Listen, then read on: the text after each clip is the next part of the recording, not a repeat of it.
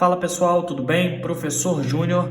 Então vamos falar das funções. O que vem a ser uma função? Nós utilizamos função no nosso dia a dia a todo instante. Por exemplo, quando você entra num carro de Uber, a quantidade de quilômetros que você percorre, certo? Ela resulta num valor pago na corrida. Então, ou seja, existe uma dependência entre duas variáveis. O valor pago depende de quê? Depende da quantidade de quilômetros. Então, a função ela vai ser isso. Eu vou ter dois conjuntos A e B, certo? Não vazios. E a gente chama de função a relação que associa os elementos de A em um único elemento de B, certo? Ou seja, eu vou ter os elementos de A associados a elementos de B. Só que um elemento de A, ou seja, um valor de quilômetros que eu rodei, ele vai estar associado a um preço só. Eu não vou conseguir ter a associação a mais de um valor, certo? Isso não vai representar uma função para a gente. Então vamos lá, alguns conceitos. O que seria o domínio para a gente? Seria os valores que existem em X. Olha só, um conjunto aqui, esse conjunto A está representando os valores de X. Então, para cada valor de X que eu entro na função, eu vou colher um valor em Y, certo? E esse valor que eu vou colher, ele representa para mim a imagem.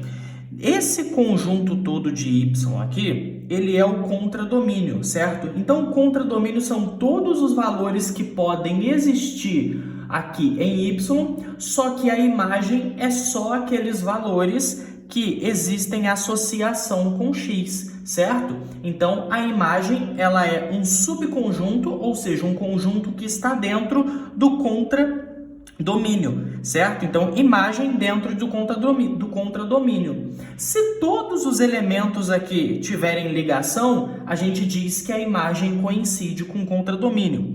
Quando a gente faz uma análise gráfica, para a gente descobrir se é função ou não, a gente pode fazer linhas aqui dessa forma e observar. Em cada linha dessa, a gente cruzou em apenas um ponto a função. Então, isso daqui é uma função. Nesse caso aqui, por exemplo, quando eu passo essas linhas aqui, eu estou vendo que uma linha cruzou a função em dois pontos. Ou seja, um elemento de X tem duas associações de Y. É como se eu falasse para você que eu andei 5 quilômetros e eu posso pagar um valor ou outro. Isso não existe, certo? Então, nesse caso aqui, esse gráfico não caracteriza para a gente uma função, ou seja, uma associação entre dois conjuntos, certo? Então, vamos lá. Algumas formas aqui. Eu tenho funções monótonas. O que são funções monótonas? São funções que elas serão sempre crescentes ou decrescentes. Por exemplo, nesse caso, uma função afim, representada por uma reta, ela é crescente, A positivo. Então, aqui, ela é uma função monótona. Da mesma forma que essa é estritamente decrescente, então também é uma função monótona. Aqui existe um exemplo de uma função do segundo grau que ela não é monótona. Por quê? Uma parte dela vem decrescendo, decrescendo, decrescendo e depois ela começa a crescer. Então ela tem as duas coisas na mesma função. Então isso não caracteriza uma função monótona, certo? Uma função par. O que é uma função par? Qualquer valor que você coloque nela, seja positivo ou negativo, ela resulta para a gente um valor positivo. Por exemplo, a função f de x igual a x ao quadrado. Se eu entro com um valor, por exemplo, menos x, ela resulta para a gente em f de x positivo.